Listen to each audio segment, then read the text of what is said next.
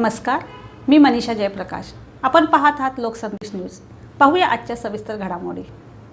आज सोलापुर की इस पावन धरती में Vivekananda Kendra Vaidik application of yoga and management VK Vayam के नए भवन के उद्घाटन पर हम सबके प्रेरणा स्रोत आदरणीय बालकृष्णन जी, हमारे यहाँ के पदाधिकारी श्रीमान अभय बापट जी, दीपक पाटिल जी, किरण कीर्तने जी, अन्य पदाधिकारीगण, केंद्र के सभी समर्पित तपस्वी कार्यकर्तागण, यहाँ उपस्थित हमारे केंद्र को सहयोग करने वाले सभी जिले के अधिकारीगण, उपस्थित भाइयों बहनों और मीडिया के साथियों, अभी बापट जी बार बार ठाकुर ठाकुर बोल रहे थे, तो आप कम लोगों को समझ में आया होगा आखिर ठाकुर क्या है, क्योंकि सब लोग तो रामकृष्ण परमहंस जी को पढ़ते ही नहीं होंगे. ये जो स्वामी विवेकानंद है, हमें एक होगा तो कभी कभी कुछ लोग इस पर भी कुछ बोलेंगे, लेकिन क्योंकि उनका तो विश्व में नाम हो चुका, आज घर घर में बंदे हैं. परंतु ये पूज्य स्वामी विवेकानंद जी, जगत बंदे स्वामी विवेकानंद जी, किनके आशीर्वाद से आगे को बढ़े, तो उनको कहते हैं रामकृष्ण परमहंस. और उनके भक्तगण उनको ठाकुर जी करके बोलते हैं, और उनके भक्तगण ने पूरे कम से कम बंगाल में हर घर में रामकृष्ण परमहंस जी को ठाकुर जी करके बोलते हैं. तो विवेकानंद जी जैसी विभूति जिनके आशीर्वाद से बने, आज उनका 186वां 186 ये जन्मदिन है, जयंती है. और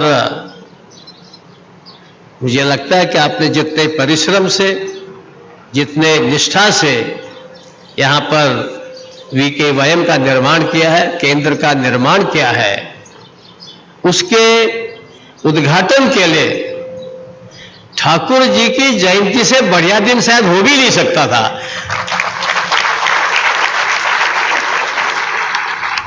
और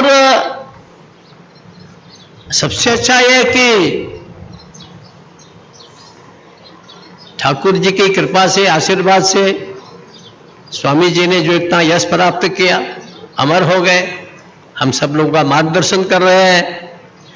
उनके मार्ग पर चलने वाले, जीवन दान करने वाले और देश में जन जागृति करने वाले हमारे केंद्र के अध्यक्ष आदरणीय ए बालकृष्णन जी अपने बीच में हैं. उनका मैं अभिनंदन करता हूं, वंदन करता हूं. मैं आप सबको बहुत बहुत हार्दिक बधाई देता हूं, अभिनंदन करता हूं. और जिन जिन मित्रों ने इसमें सहयोग किया है, किसी का सहयोग रामायण की गिलहरी के बराबर रहा होगा, तो किसी का जैसे हमारे एक दानी बंधु ने 1 करोड़ दे दिया, ऐसे हनुमान जी की तरह से उनका योगदान होगा. कुल मिलाकर के सबके योगदान से, छोटे से छोटे आहुति से लेके बड़ी बड़ी आहुति तक, इसके माध्यम से ये इतना सुंदर प्रतिष्ठान खड़ा हुआ है. निश्चित रूप से सोलापुर के लिए और हमारे महाराष्ट्र के लिए ये बहुत गौरव का दिन है. मैं आप सबका भी सादर अभिनंदन करता हूं. अब हमारा विवेकानंद केंद्र, लंबा नहीं बोलूंगा, मुझे और भी जाना है, बोलना चाहिए था ज्यादा हमारे बालकृष्णन जी ने. अभी वो 1 रुपए वाली बात कर रहे थे, तो मैं जब मुझे बापट जी और मिले तो मुझे वो अपने छात्र जीवन के दिन याद आ गए. तब मैं कोई ग्रेजुएशन कर रहा था, कुछ ऐसा कर रहा था अल्मोड़े से, तो मैं रामकृष्ण मिशन जाया करता था. हमारे एक प्रचारक आ गए, तो उन्होंने मुझे वहां से खींच करके आरएसएस में ले आए. तो दोनों का काम एक ही है, इसीलिए आप इस काम को कर रहे हैं, प्रचारक होते हुए इधर को ले आए।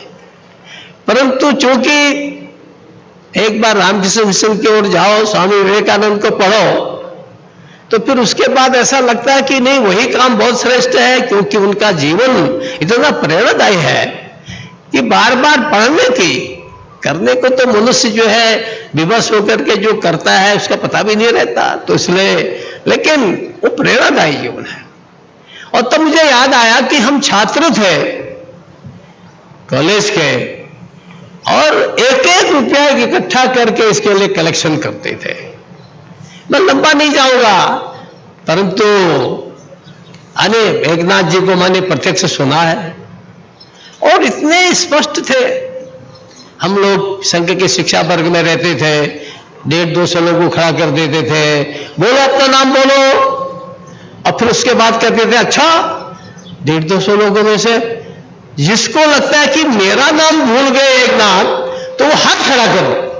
अगर कोई हाथ खड़ा कर दे तो फट से हाँ भगत सिंह, ऐसे इतनी अद्भुत स्मरण शक्ति है, कल्पनातीत स्मरण शक्ति।